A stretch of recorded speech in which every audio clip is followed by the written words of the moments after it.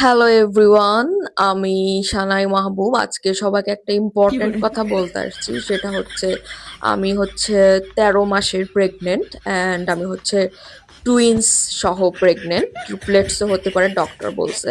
So এই নিয়ে হচ্ছে আমার মানে বনিবনা হচ্ছে না, বা বাচ্চাদের কাস্টাডির জন্যই অ্যাকচুয়ালি আমার আজকে কোর্টে আসা, ঠিক আছে? সো সবাই আমার বাচ্চাদের জন্য দোয়া করবেন যেন আমি সুস্থভাবে জন্ম দিতে পারি। আরো হয়তো বা 7-8 মাস রাখতে হবে, ঠিক আছে?